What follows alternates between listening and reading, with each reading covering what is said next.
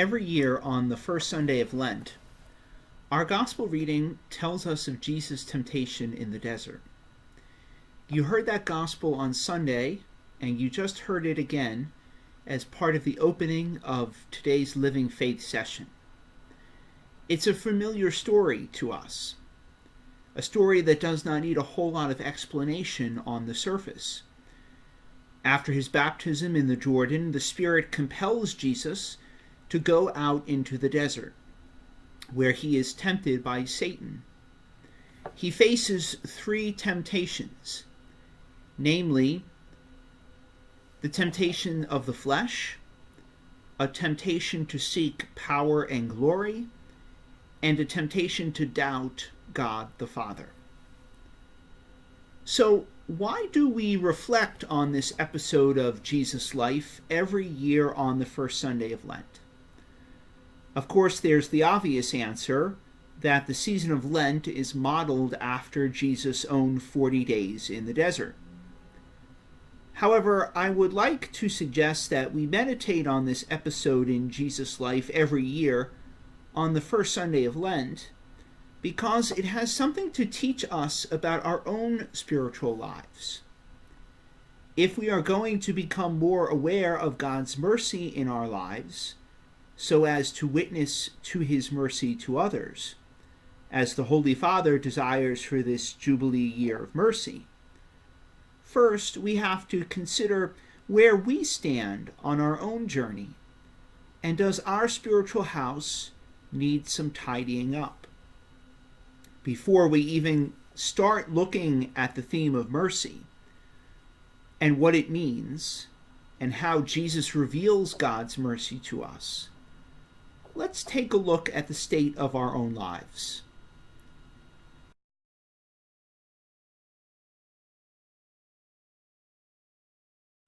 Jesus was fully divine and fully human. Because he was fully human, he got hungry. After 40 days of fasting in the desert, he would have been really hungry. There's a common word used in pop culture now called hangry. It's a combination of hungry and angry. Do you know someone who gets hangry? I know someone, me.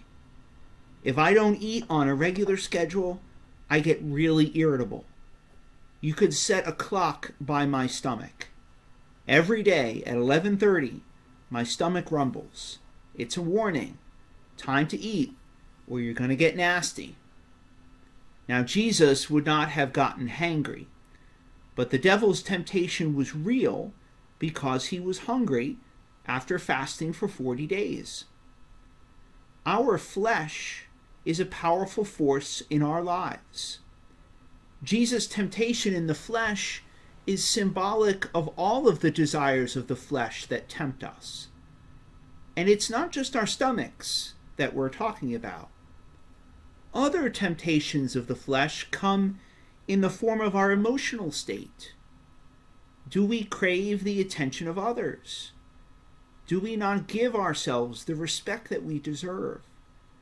Do we not value ourselves as good enough in God's eyes? Do we have mental difficulties or disorders that we don't take care of with medicine or counseling? Do we put ourselves in compromised situations simply to get the attention and the affection of others? These are just a few of the temptations of the flesh that we might face in regards to our emotional and mental health. We also face temptations of the flesh in terms of our sexual desires.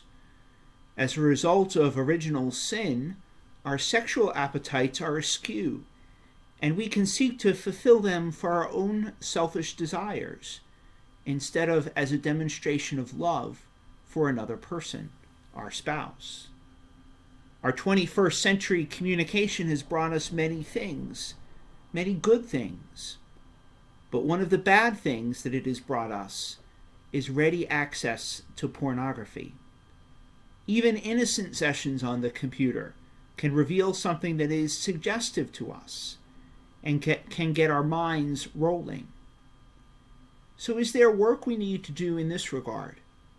Do we need to purge pornography from our lives? Do we need to work on other addictions, like masturbation or contraception, which turn our natural sexual inclinations around for selfish ends? Temptations of the flesh are not easily handled because they involve things which are momentarily pleasurable for us. It would have been momentarily pleasurable for Jesus to eat that piece of bread, but in the end it would not have been worth it. So too the temptations of the flesh bring momentary pleasure, but are ultimately destructive of our humanity and those whom we love.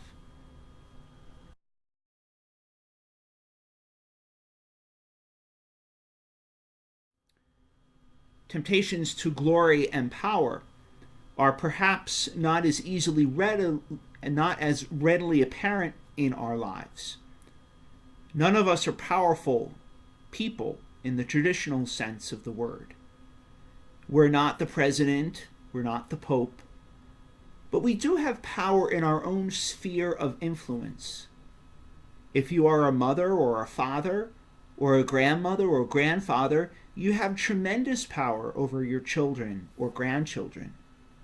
If you have some form of management position at work, you hold power over your employees who are entrusted to you.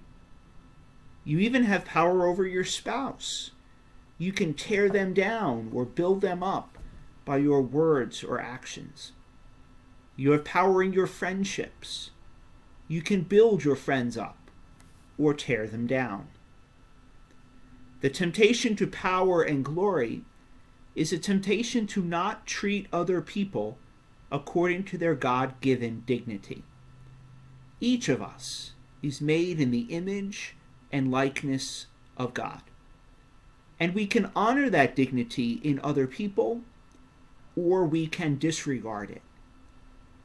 Are we prone to gossip or using foul language? Those are just two ways that we can disregard the human dignity of our fellow man. The devil wanted Jesus to worship him. We worship false idols when we misuse the power that has been given to us in our own sphere of influence. An area in which we may be in need of God's mercy is how we have been treating other people in our lives.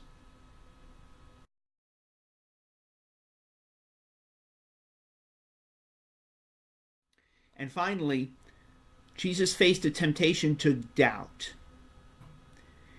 If I had $1 for every time someone came to confession and confessed to doubting some aspect of their relationship with God, I would be rich.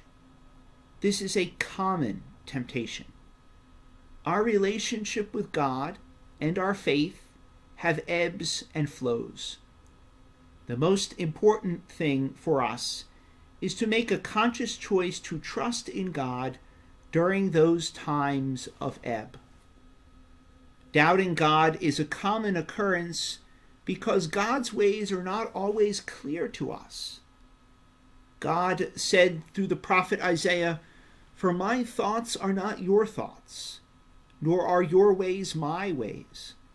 For as the heavens are higher than the earth, so are my ways higher than yours, my thoughts higher than your thoughts."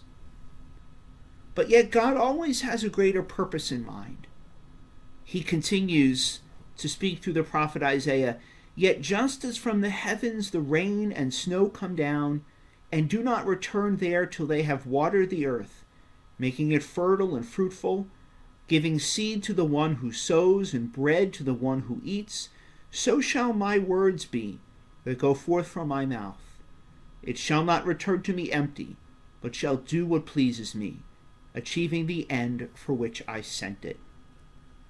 Jesus knew that he had a greater purpose.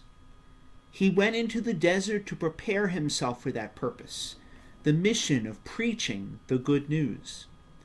He was not going to let the devil tempt him away from that purpose. When we doubt, we are letting the devil tempt us away from God and his designs for us. We see now that there is so much more going on during the Lord's temptation in the desert. It's almost like we were there with him. He persevered through all the temptations that we face in life to show us that the devil's ways are just a smokescreen to distract us. At the starting point of our Lenten journey, let us take a look at how we have failed in these particular areas of temptation, so that we can reawaken within ourselves a desire for the mercy of God.